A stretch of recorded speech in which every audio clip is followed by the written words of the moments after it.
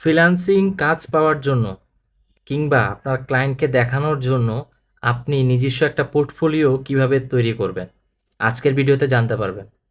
অনেকে portfolio show করতে পারে না যখন ক্লায়েন্ট আপনার কাছে পোর্টফোলিও দেখতে চায়, অর্থাৎ প্রিভিয়াস কাজের এক্সপিরিয়েন্স দেখতে চায়, সেটা আপনি দেখাতে পারেন না কিংবা আপনার কোনো নিজস্ব পোর্টফোলিও ওয়েবসাইট নাই। তো সেই ক্ষেত্রে আপনি কি করবেন? এই সমস্যার কারণে অনেকে ক্লায়েন্টকে কনভিন্স করতে পারে না বা ক্লায়েন্টের কাছ থেকে ডিল সাকসেসফুলিভাবে কমপ্লিট করতে পারেন না। সো এই বিষয়টাই জানতে পারবেন, ফুল ভিডিও দেখেন।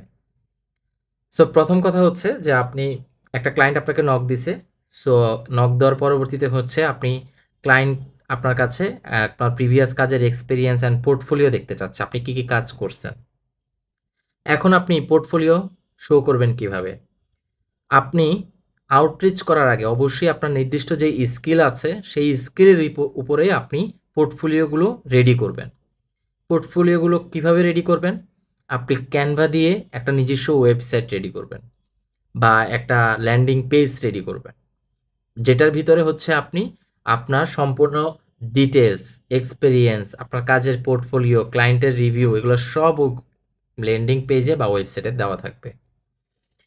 আপনি আপনার ফাইবার যে মার্কেট প্লেস আছে সেখানে অ্যাকাউন্ট খুলবেন, বিএনসে অ্যাকাউন্ট খুলবেন, আপওয়ার্কে অ্যাকাউন্ট খুলবেন। যত রকম ফ্রিল্যান্সিং মার্কেট প্লেসগুলোতে আছে অ্যাকাউন্ট খুলে রাখবেন। অ্যাকাউন্ট খুলে আপনি ওখানে গিগ পাবলিশ করবেন। ওখানে দেখবেন অনেক বায়ার বা অনেক ফ্রিল্যান্সার ওখানে কাজ করে তাদের কমেন্ট বক্সে রিভিউতে অ্যাড দেওয়া আছে এই পোর্টফোলিওগুলো। আপনি গুগলে সার্চ করবেন, দেখবেন রিসেন্ট যে ফেসবুক অ্যাডস ক্যাম্পিংয়ের যে স্ক্রিনশটগুলো সেগুলো পাওয়া যাবে। তার পরবর্তীতে আপনি ফেসবুকে যারা ফ্রিল্যান্সিং করে সেই সব গ্রুপগুলোতে দেখবেন যারা ফেসবুক অ্যাডস রান করে বা ফেসবুক পেজ অপটিমাইজেশন করে, তারা বিফোর আফটার এই ধরনের স্ক্রিনশটগুলো পাবলিশ করে। আপনি সেগুলো সেভ করে আপনি আপনার পোর্টফোলিওতে অ্যাড করতে পারেন। পোর্টফোলিও ওয়েবসাইটটা আপনি ব্লগ স্পট দিয়ে, গুগলের যে ব্লগ স্পট আছে সেটা দিয়ে বানাতে পারেন, অথবা আপনি ক্যানভা সাইট দিয়ে বানাতে পারেন একটা ল্যান্ডিং পেজ, যেটাতে আপনি আপনার ক্লায়েন্টকে ওই আপনার ওয়েবসাইটের লিঙ্কটা শেয়ার করলে সে দেখতে পারবে আপনার পোর্টফোলিও, আপনি কী কী কাজ করছেন সেগুলো। আপওয়ার্কে অ্যাকাউন্ট খুলে রাখবেন।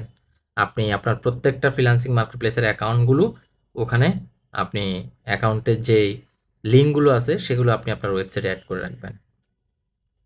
এতে করে কি হবে? ক্লায়েন্ট বুঝতে পারবে আপনার ফিজিক্যালি একটা এক্সপেরিয়েন্স আছে অন সাইটে, যেটা আপনি আপনার ক্লায়েন্টকে কনভিন্স করার মতন, অথবা ক্লায়েন্ট আপনার উপরে ট্রাস্ট হবে, আপনার বুঝবে যে আপনি এক্সপেরিয়েন্সফুল একজন পার্সন। সো এইভাবে হচ্ছে আপনি আপনার পোর্টফোলিও রেডি করবেন। ভিডিওটা ভালো লাগলে লাইক করবেন, কমেন্ট করবেন, শেয়ার করবেন, সাবস্ক্রাইব করবেন আমার ইউটিউব চ্যানেলটাকে।